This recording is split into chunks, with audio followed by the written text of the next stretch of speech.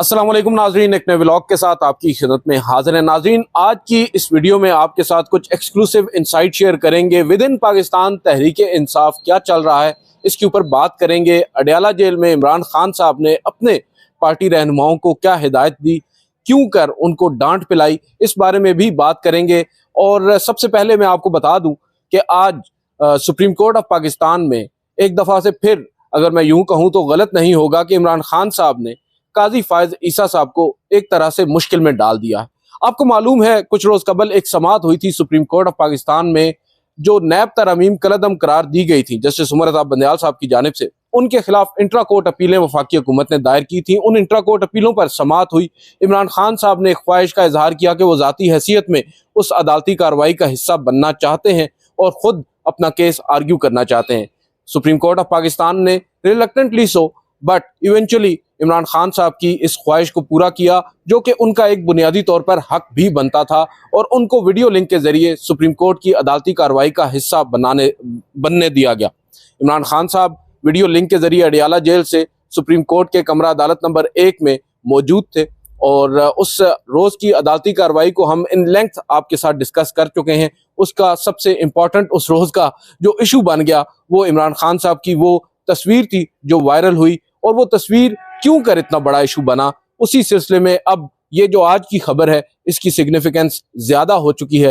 अब खैबर पख्तूनख्वा हुकूमत ये चाहती है, क्योंकि इमरान खान साहब की उस रोज की जो हेयरिंग थी, या उस रोज की उनकी अदालत में मौजूदगी थी वीडियो लिंक के जरिए, उसको बराह रास्त नशर नहीं किया गया।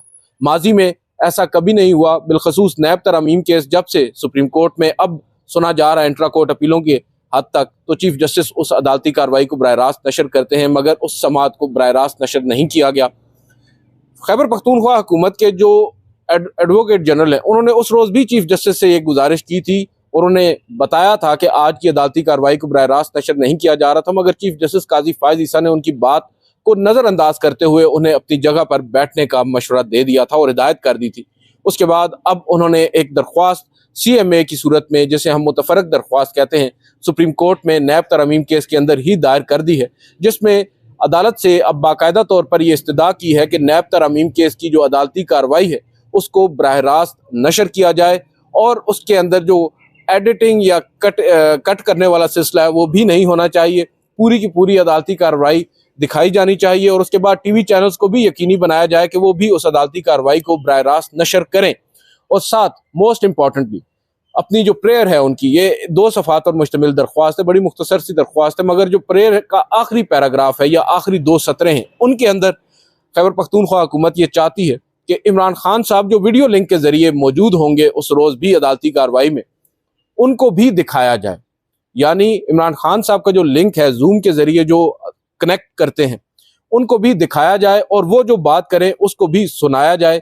ये बड़ा एक ट्रिकी सा मामला हो चुका है, और एक दफ़ा से फिर हम देख रहे हैं कि इमरान खान साहब ने काजी फायज ईसा साहब को इम्तिहान में डाल दिया। अब काजी फायज ईसा साहब इस इम्तिहान को कैसे पास करते हैं, या इसको बाकायदा तौर पर पास करते हैं और इस दरख्वास्त को नज़रअंदाज करते हैं, क्योंकि अब अगर दरख्वास्त रिकॉर्ड का हिस्सा बन चुकी है तो इसको सुनना तो पड़ेगा, और जब सुना जाएगा तो वकला की जानिब से ये आर्ग्यूमेंट बिल्ड किया जाएगा कि ये उनका बुनियादी हक है, क्योंकि आप खुद ये तय कर चुके हैं, असूल तय कर चुके हैं कि मफाद आमा के जितने भी मुकदमात हैं उनको सुप्रीम कोर्ट कमरा अदालत नंबर 1 से बराह रास्त नशर करेगी। बहरहाल इसी सिलसिले में अब हम दावत देंगे और जहमत देंगे। हमारे दोस्त हैं यासिर हुसैन साहब, एक तवील अरसा से पाकिस्तान तहरीक इंसाफ को कवर कर रहे हैं, इनके पास कुछ इंसाइट है, उस हवाले से इनसे बात करेंगे कि इस वक्त विद इन पाकिस्तान तहरीक इंसाफ चल क्या रहा है। मुख्तलिफ बातें सामने आ रही हैं, मुख्तलिफ लोग हैं जो अब रूपोशी से बाहर आकर मंजर आम पर आ रहे हैं, और जो पब्लिक एक तरह की आप कह सकते हैं पॉलिटिक्स है उसमें हिस्सा ले रहे हैं, मगर बावजूद इसके एक पेज पर नजर नहीं आ रहे। मुख्तलिफ बातें हो रही हैं। मुझे बताएं, ये क्या चल रहा है? क्या वाकई में इख्तिलाफात हैं, या गुड कॉप बैड कॉप, ये हो क्या रहा है? देखिए दिल, शुरू में तो मैं शुक्रिया आपने मुझे प्रोग्राम में शामिल किया। देखिए आपने भी बात की कि इमरान खान को लाइव स्ट्रीमिंग के लिए एप्लीकेशन दायर की है KPK हुकूमत, यानी अली अमीन गंडापुर ने। जो पाकिस्तान तहरीक इंसाफ ही होगी। इट्स मीन के बस पाकिस्तान तहरीक इंसाफ एप्लीकेशन दायर करने की हद तक रह चुकी है। अच्छा। मतलब या तो यही लोग अरकान जो थे रोपोश थे। मैं बात कर रहा हूँ CMKP अली अमीन गंडापुर, मैं बात कर रहा हूँ कायदे हिज़्ब इख्तिलाफ सेनेट शिबली फराज रोपोश थे, कायदे हिज़्ब इख्तिलाफ कौमी असम्बली में उमर अयूब, इसी तरह MNAs, इसी तरह 92 अरकान KP में 145 की असम्बली में। आज पिछले दिनों हमारी मुलाकात हुई थी शिबली फराज से, तो चूंकि पुराना ताल्लुक है तो उनसे मैंने सिंपल एक क्वेश्चन किया कि आज आप सब हुकूमत में अपोजिशन के तौर पर बैठे हुए हैं, हुकूमत KP में आपकी है, आज क्यों आप 1 पॉइंट एजेंडे पर काम नहीं कर रहे, यानी इमरान खान की रिहाई। तो उन्होंने मुस्कुरा कर मुझे कहा, यासिर बिल्कुल आपकी बात ठीक है, लेकिन कुछ मजबूरियां भी हैं, हमें इसके लिए काफ़ी होमवर्क करना पड़ेगा। मतलब अभी इमरान खान की रिहाई के लिए होमवर्क करना पड़ेगा, इसके लिए तैयारी की जाएगी, बातचीत की जाएगी। इसका मतलब बातचीत भी नहीं की जा रही। उमर अयूब साहब बैठ के कौमी असम्बली में एहतजाज करके अपना क्लियर कर दिया, उधर बैठ के शिबली फराज सेनेट में खड़े हुए बैठे। मुझ नाराज ना हो अगर वो सुन रहे हो हमारे व्लॉग आज का। इसी तरह अली अमीन गंडापुर मेरे पुराने दोस्त भी हैं हमारे, हमने इकट्ठे काफ़ी काम किया है, मैं रिपोर्टिंग करता रहा हूँ, तो ये उस वक्त मिनिस्टर रेवेन्यू थे। तो सिर्फ बयानात देने से इमरान खान की रिहाई मुमकिन नहीं हो सकती। कहाँ गई वो तहरीक कि जिसका कहा जा रहा था कि अडयाला जेल के बाहर हम लोग इकट्ठे होने जा रहे हैं, पूरा मुल्क आएगा, इमरान खान की रिहाई होगी, हम सिर्फ रोपोश जो अरकान हैं हम बाहर निकलें। आज आप बाहर आ गए, इलेक्शन जीत गए, सुबह आप लोगों ने क्लीन स्वीप कर लिया, 2/3 अक्सरियत है आपके पास। क्या वजह है कि आज आप इमरान खान की रिहाई पर बात नहीं कर रहे? उसकी वजह यह है, अब आप देखें तकरीबन 18 रोज कबल की मैं बात कर रहा हूँ, आफ्टर ईद जब मुलाकात थी तो चेयरमैन PAC के लिए उमर अयूब ने बात की, तो इमरान खान ने गुस्से से बात की कि आप एक कमेटी के चेयरमैन का नाम नहीं चूज कर पा रहे, आप इस काम के लिए मेरे पास आ रहे हैं। ये बात ऑन रिकॉर्ड है अंदर मुलाकात में। इसकी वजह बुनियादी तौर पर मैं अगर आपको यहाँ पर माजरत करता कलामी के लिए, वजह तो इसकी यही समझ में आती है ना कि उनके अंदर तफरीक इस कदर ज्यादा है कि आज अगर एक नाम प्रपोज कर दें उमर अयूब बतौर जनरल सेक्रेटरी पाकिस्तान तहरीक इंसाफ के, उस पर कल को एक वक्त उठकर अडयाला जेल चला जाए और इमरान खान साहब से कहे कि इन्होंने तो ये नाम कर दिया, हम इसके हक में नहीं है, ये मुतफिका फैसला नहीं है, तो वो शायद ये एक बुनियादी वजह है कि उन्होंने ये समझा कि बेहतर हम इमरान खान साहब से ही फाइनल करवा लेते हैं, वही नाम दे दें जिसके ऊपर फिर कम से कम पार्टी को एतराज ना हो। देखें, फिर इमरान खान से ये भी जाकर पूछें कि आज कौमी असम्बली का इजलास है तो एहतजाज किस किस ने करना है? आज मैं खड़ा हूँगा या बेस्ट गौहर खड़े होंगे, अली मोहम्मद खान खड़े होंगे या असद कैसर खड़े होंगे? आप तो असद कैसर को भी देखें, असद कैसर जो है मुज़ाकराती कमेटी के सरबराह हैं, ठीक है जी, वो अपने तरीके से काम करने की कोशिश कर रहे हैं। अब वो जो इनका आईन पाकिस्तान तहफ़्फ़ुज़ को ऐसी तहरीक है, मूवमेंट है उनकी, अजीब सी है, उसमें देखिए महमूद खान अचकज़ई हैं, अल्लामा राजा नासिर अब्बास हैं, अख्तर मैंगल हैं, जमात इस्लामी को इन्होंने ऑन बोर्ड किया, वो पीछे हट गई, हामिद रज़ा हैं सुन्नी इत्तेहाद कौंसिल के सरबराह। फैसलाबाद और कराची धरने की बात की गई आफ्टर ईद, हम दमादम मस्त कलंदर होगा आफ्टर ईद। इंतज़ामिया ने इजाज़त नहीं दी, जलसा नहीं किया जा सकता। वैसे तो इंतज़ामिया ने 9 मई की भी इजाज़त नहीं दी थी, आप उस दिन तो सड़कों पर निकल आए, ठीक है तादाद कम थी लेकिन सड़कों पर निकल आए। तो आप फैसलाबाद और कराची में धरना कर नहीं पा रहे, उसकी वजह क्या है? पशीन में किसने जलसा किया? महमूद खान अचकज़ई की इन्वेस्टमेंट थी। अब ये इन्वेस्टमेंट फैसलाबाद में कौन करेगा? ये इन्वेस्टमेंट कराची में कौन करेगा? पार्टी को तो फंडिंग हो ही नहीं रही। मसला ये है। अब मैं आपको बात बताऊं, बुध के दिन कोर कमेटी का इजलास था, लास्ट वेडनेसडे, गालम गलोच हुई है उसमें, आप अंदाजा कोर कमेटी के इजलास में? जी देखें, बेस्ट गौहर साहब, इसमें कोई शक नहीं, इंतहाई शरीफ आदमी है, लेकिन चेयरमैन शरीफ नहीं होता। तो वो फंसे हुए हैं इस तरफ। शेर अफजल मरवत रवायती अंदाज से पठान है, क्योंकि पठानों में ये चीज़ बहुत ज़्यादा है। इधर फंसे हुए हैं उमर अयूब, सीनियर हैं। इधर फंसे हुए हैं शिबली फराज, सीनियर हैं। हालांकि मेरी नज़र में तो दोनों सीनियर नहीं है, दोनों ने 16-17 में पार्टी ज्वाइन की हुई है। असल सीनियर बंदे तो 4थी और 5वीं दर्जे की क़यादत में बैठे हुए हैं। कि जो कौन है? बहुत हैं। मैं मिसाल असद कैसर की सबसे पहले 96 से चले आ रहे हैं, आज उनकी कोई मानने के लिए तैयार नहीं है। अच्छा, असद कैसर की बात नहीं मान? देखें, असद कैसर क्यों खामोश और साइड पर हैं? वो देख रहे हैं सारे मामला कि क्या अंदर से चल रहा है क्या नहीं। इसी शेर अफजल मरवत को थपकी दी जाती रही, वो बोलता जाता रहा। जब हद से ज्यादा तजावज कर गई बात, तो मामला, अब आपको पता है कोर कमेटी इजलास में 70 से 80 लोग बैठते हैं, कभी आपने सुना है? या 16 बंदों अरकान की। अब देखें इन्होंने पंजाब को कितना नजरअंदाज किया। पंजाब से 49 अरकान कौमी असम्बली मुंतखब हुए हैं, जबकि केपी से 33 हुए हैं। इस वक्त आप देखें बेस्टो गोहर चेयरमैन भी हैं, एमएनए भी हैं, secretary general PTI Umar Ayub भी हैं, कायदे हिज़्ब इख्तिलाफ कौमी असम्बली भी हैं। इस तरफ आप आ जाएं मुज़ाकरात और सियासी कमेटी और ये जितने भी हैं, शिबली फराज साहब विराजमान हैं। उस तरफ जाएं सूबाई सदर अली अमीन गंडापुर भी हैं और सीएम भी हैं। बात आप आसिफ जरदारी पर करते हैं प्रेसिडेंट पे कि भाई वो प्रेसिडेंट ऑफ पाकिस्तान भी हैं और पार्टी के सदर भी हैं। और भाई आप पहले अपने गिरवानों को झांकें। मैं ये नहीं कहता, पार्टी तहरीक इंसाफ को मैं हमेशा कहता हूं किसी और से खतरा नहीं, अपने आप से है। इस वक्त तहरीक इंसाफ के अंदर देखें जैन कुरैशी कहाँ खड़ा है, रियाज फतेहाना कहाँ खड़ा है, आमिर डोगर कहाँ खड़ा है, इसी तरह बहुत से ऐसे। उस दिन जरताज गुल, मैं ऑन रिकॉर्ड कह रहा हूं, उनसे मेरी बातचीत हुई तो मैंने मुस्कुरा के कहा भाई आपको क्यों नहीं चेयरमैन लाते किसी और? कहती हमारा नाम कहाँ आ सकता है। मतलब आप सिर्फ उन्हीं लोगों को हाईलाइट करें जो इकट्ठे बैठे हुए हैं, शाम ढले इकट्ठी खाना पीना चला, कल ये देखेंगे, कल ये करेंगे। कल पार्टी शदीद डैमेज हो रही है, 1 पॉइंट एजेंडे पर काम नहीं किया जा रहा।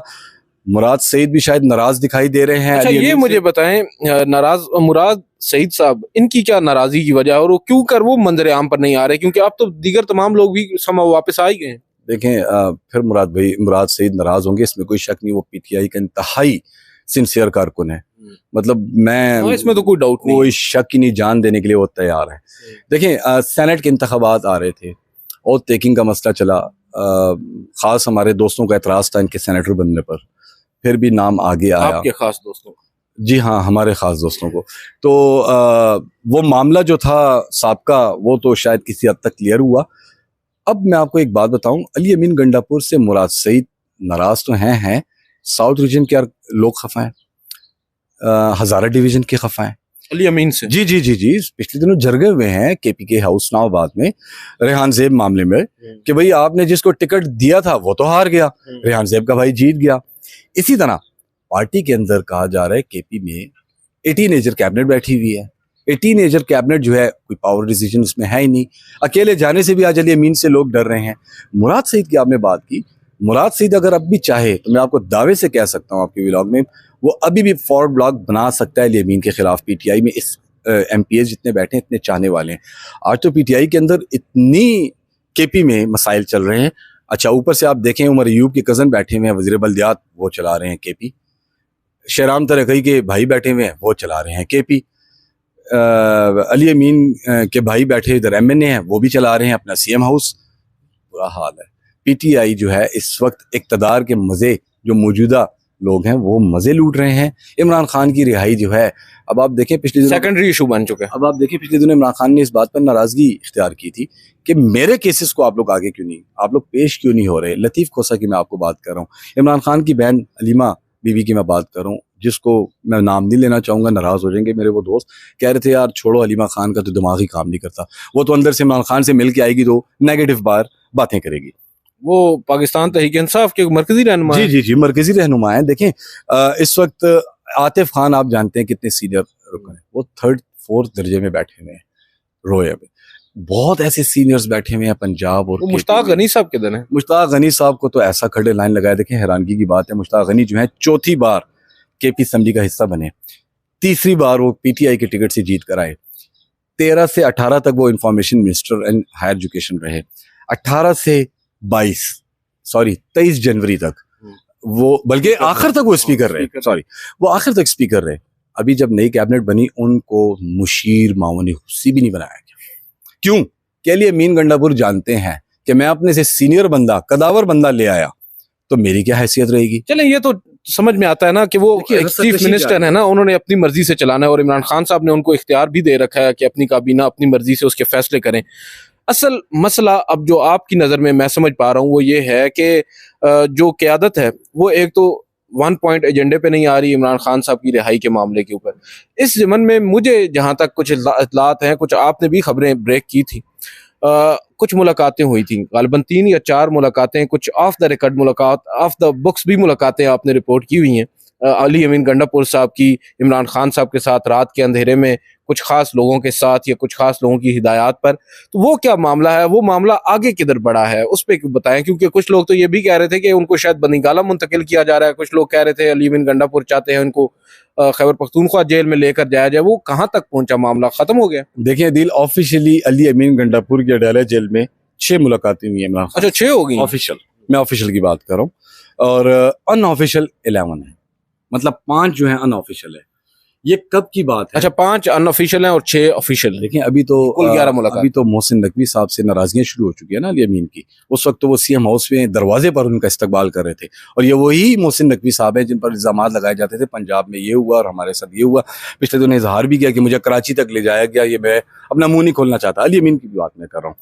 बात करने का बेसिक जो मकसद है अदील, वो ये है कि पार्टी के अंदर खींचातानी, इख्तियारात की जंग, धड़ेबंदी, ये इस वक्त अरूज पर पहुंच चुकी है। ये सिर्फ ब्लास्ट होना रह चुका है इस वक्त। पार्टी, आप जो क्वेश्चन कर रहे हैं, मेरा वापस जाकर वही जवाब आता है कि अली अमीन गंडापुर की आप बात करें, मुज़ाकराती कमेटी तश्कील दी और ये इमरान खान ने दी, इसमें कोई शक नहीं। अली अमीन गंडापुर के कहने पर दी, इसमें भी कोई शक नहीं। उसके साथ उनके रुकन जो थे शिबली फराज और उमर अयूब को रखा गया, कोशिश की गई, लेकिन श्योरिटी मांगी गई। अब श्योरिटी का मतलब है रिटर्न होना चाहिए, कोई बात होनी चाहिए। पहली तो ऑप्शन थी इमरान खान को बाहर चले जाना चाहिए इलाज के सिलसिले में, बेटों से मुलाकात करने के सिलसिले में। मुझे नहीं लगता इमरान खान साहब बाहर जाएंगे। जब ये ऑफर रखी गई अली अमीन गंडापुर ने, जब आपको याद हो चांद रात से एक दिन पहले की अली अमीन गंडापुर की जो अचानक से मुलाकात हुई थी, उसमें काफ़ी नाराज़गी उन्होंने, उनका मैं तुम्हें मैंडेट दिया है लेकिन मैं बाहर जाने के लिए नहीं दिया। और इमरान खान ने यह भी कहा कि आज अगर मैं एस्टेब्लिशमेंट से बात करना चाह रहा हूं तो बुशरा बीबी की वजह से करने जा रहा हूं, क्योंकि उनकी तबीयत मुसलसल खराब होती जा रही है। और जब आफ्टर ईद अनऑफिशियल मुलाकात हुई, ऑफिशियल नहीं, तो उसमें हालांकि अली अमीन गंडापुर में कमाल है कि वो अपनी पार्टी के कुछ लोगों को ऑन बोर्ड लेता है कि आज मेरी इमरान खान से ये बात हुई। उसमें इमरान खान ने कहा कि देखो मेरी पार्टी टूट फूट का शिकार होती जा रही है, मेरे पास सीनियर अरकान आकर छोटी छोटी शिकायत करते हैं। उन्होंने असद कैसर के भाई की बात भी की, उन्होंने शेर अफजल के बारे में बहुत ज्यादा बातें की। तो इमरान खान फेडअप, तंग हो चुके हैं कि भाई मेरे पास आने का मकसद होना चाहिए मेरी रिहाई, मेरे केसेस, तोशाखाना, अलकादर ट्रस्ट वगैरह वगैरह वगैरह। आप उन पर बात नहीं करते और आप पार्टी का आगे प्रोग्रेस रख देते हैं। हमने ये कर दिया, हमने ये कर दिया, हमने प्रेसिडेंट ऑफ पाकिस्तान की तकरीर को सबूताज करने के लिए नारेबाजी की, एहतजाज किया। इमरान खान कह रहे हैं मुझे इस चीज़ों की ज़रूरत नहीं है। देखें, इमरान खान ने मैंडेट दिया हुआ है कि आप जिनसे मुज़ाकरात करना चाहते हैं करें, यानी नून लीग भी है उसमें, पीपल्स पार्टी भी है, काफ लीग भी है, एस्टेब्लिशमेंट भी है, क्यों नहीं? बेसिकली तो आप समझते हैं कि एक तो चले उनके अंदरूने खाना कुछ पॉलिटिक्स चल रही है, कुछ रसाकशी चल रही है, दूसरा इनकॉम्पिटेंस भी है ना कि आपको अगर आपकी पार्टी के सरबराह ने एक इख्तियार दे दिया है कि आप ये करें, उसने ऑब्वियसली कुछ नो स्ट्रिंग्स अटैच्ड वाला बात तो नहीं है ना। अब बहुत सारी में घंटी कौन बांधे। अब मौलाना फजल रहमान ने भी कहा हुआ है कि मैं जरगा अगर आप तश्कील दे रहे हैं तो मुझे वो जरगा तश्कील दें, वो अरकान हों जिनके पास इख्तियारात हों, मैं तब आप लोगों के साथ एहतजाजी तहरीक में शामिल हूँगा। अब उसके लिए नाम अभी तक फाइनल नहीं हुए, 5 दिन गुजर गए हैं। आपने अगर हमारी स्टोरी भी देखी हो, 5 दिन गुजर गए हैं, उसके लिए अभी तक नाम फाइनल नहीं किए गए कि हम किन अरकान को शामिल करें, क्योंकि इसमें बाकायदा स्टाम्प होगा। मौलाना फजल रहमान कोई छोटे मोटे खिलाड़ी नहीं है, वो भी ठीक ठाक खिलाड़ी हैं। वो चाहते हैं कि पीटीआई के साथ बैठा जाए, क्योंकि वो महमूद खान अशरफी को नाराज नहीं करना चाहते, किसी सूरत नहीं करना चाहते। लेकिन दूसरी बात यह ना कि मौलाना फजल रहमान चले इमरान खान साहब की मोहब्बत में तो ये सब नहीं कर रहे ना, उनके अपने पॉलिटिकल स्टेक्स हैं, उनका अपनी जो सियासत है वो दांव पर लगी हुई है, उन्होंने अपना भी सर्वाइवल। मौलाना फजल रहमान के पास सबसे बड़ी बात ये स्ट्रेंथ है। पीटीआई अब जानती है इमरान, स्ट्रेंथ उनकी बेशक सड़कों पे गलियों में मौजूद है, पार्लियामेंट में नहीं है ना। वहां पर तो वो उनको इमरान खान की जरूरत है। एहतजाजी तहरीक पार्लियामेंट में तो नहीं की जाएगी, एहतजाजी तहरीक तो सड़कों पर होनी है। मौलाना फजल रहमान हर एक चीज के लिए तैयार है और वो जानते हैं कि पीटीआई की कमजोरियां कहाँ हैं। आपको अगर याद हो, तकरीबन 2 से 3 माह पहले सबसे पहले मुज़ाकरात असद कैसर उनके घर गए थे, ठीक है जी, F6। लेकिन क्या हुआ, उसके बाद भी मुलाकात हुई, क्या हुआ, बैरिस्टर सैफ पीछे हट गया। बयानात कुछ गैर मामूली जरूरी किस्म के बयानात अपनी ही पार्टी की जानिब से जब आने लग जाए तो उससे फिर मजीद दूरियां भी बढ़ती हैं। बहरहाल, अच्छा बताएं। दूरियां हैं और ये तहरीक इंसाफ को सोचना पड़ेगा। और जो मैं आपको इशारतन जो बात की है, तीसरे और चौथे दर्जे की जो निशिस्तों पर बैठे हुए हैं सीनियर अरकान, 96 वाले जो 1996 में शामिल हुए थे इमरान खान के साथ, उनको मैदान में आना पड़ेगा।